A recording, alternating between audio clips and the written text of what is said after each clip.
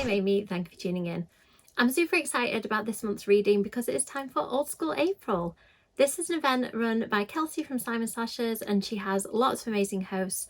So I'll put a link to Kelsey's video underneath that tells you all about the readathon so that you can join in if you want to and find out a little bit more about it. I've decided to put my reading this month together loosely based on the prompts for Old School April. The way that it works, you join a team and there's a list of prompts, suggested reading and suggested watching, and you get points for doing the different challenges. Because I read pretty eclectically and there are some things I want to read this month that probably won't fit in with Old School April, what I've done is looked at the list to make sure that my books loosely fit, and then I'm going to sort them into the prompts after reading, so I hope that works. So first up we have the Y Book Club pick over Emotional. I have already read this one, but it was a few months ago, so I'm going to reread it. I hope that people love this book as much as I do because it is such a fun story of found family. It's got a lovely queer romance at the heart of it. It is about a teenage boy. At the start, it's not much of a spoiler to tell you that when he kisses a boy he really likes, he makes his head explode. And that's because he has powers that react strangely to emotion, so that if he is having a really negative emotion, his power comes out in a really positive way. If he's having a positive emotion, his power comes out in a really negative way, which I think is a super unique idea for superpowers. It's a really fun, twisty and turny story with great characters, so I'm looking forward to the reread and, like I said, hoping that people enjoy it. Next up, a buddy read. I'm going to read in this with Ashley, Spookish Mommy from Instagram. Highly recommend checking out her content if you're looking for horror recommendations because hers are excellent. We're going to be reading this one a chapter at a time, so I've read one chapter so far and then we're going to discuss them as we go along. In case you don't already know, this is the third book in the Late Witch trilogy. The first book, My Heart's Chainsaw, the second was Don't Fear the Reaper, and this is the conclusion.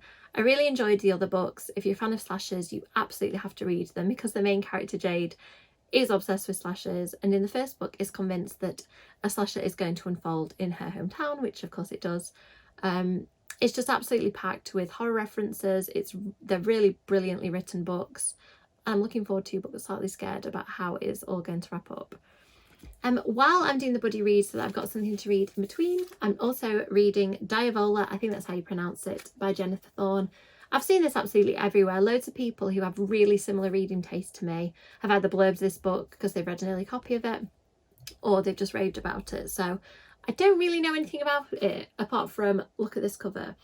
And I'm trying not to read the blurb on purpose because I want to be surprised, but I can confirm that at the beginning of the book that a young woman called Anna has gone to stay with her family on a remote estate in Italy, and already there is a really spooky atmosphere in this place. Nothing grows near it, doors seem to open and close of their own volition, and something strange is definitely going on, and that is all I know. And I'm happy to go into this one not knowing, because based on that cover and the things that I've heard, I think this is going to be a pretty fun and wild ride.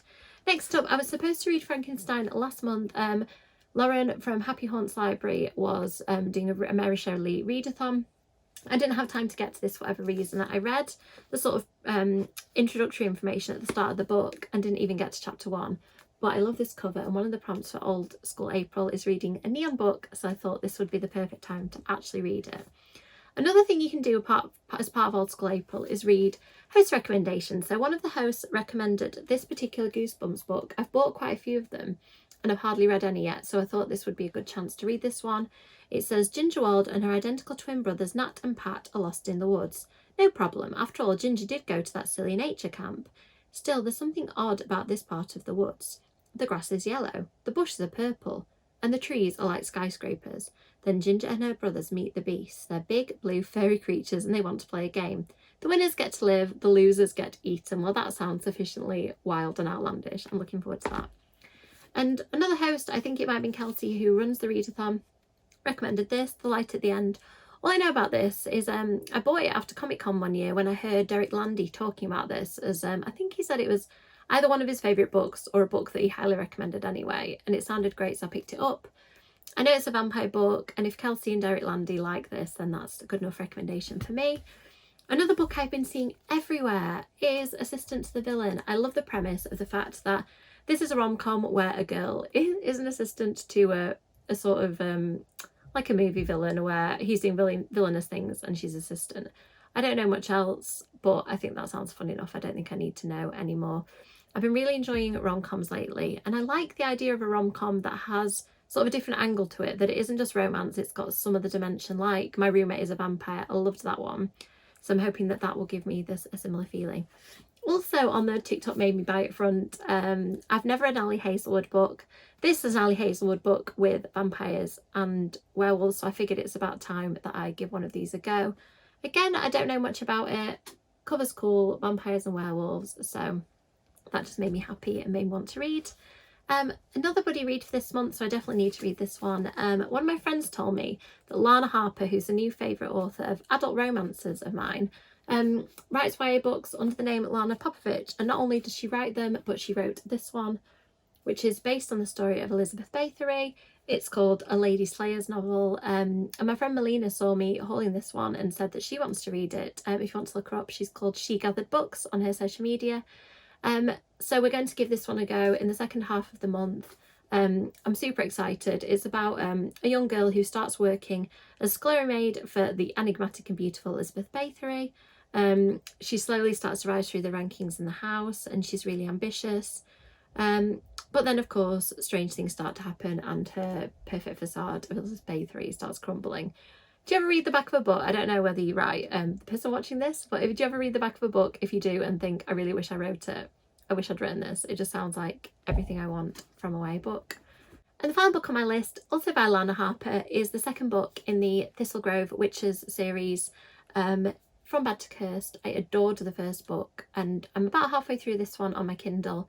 I don't think I've even mentioned it in previous TBRs, so I thought I'm going to properly add this to my TBR, make sure I finish it. I haven't been reading my Kindle loads this month, so I need to get back into it. So after reading not very much in March, it does seem a little bit optimistic to have a huge stack of books, but I'm nothing if not optimistic. And also, I'm going away for a few days in April, so hopefully I will get through a few of these books then. So let me know in the comments which of these books you've read, which you think I would like, and which you would prioritise, because we all know I'm not going to finish all of these books. Thank you so much for watching. As always, likes and subscribes are really appreciated, and hopefully I'll see you in the next video. Bye!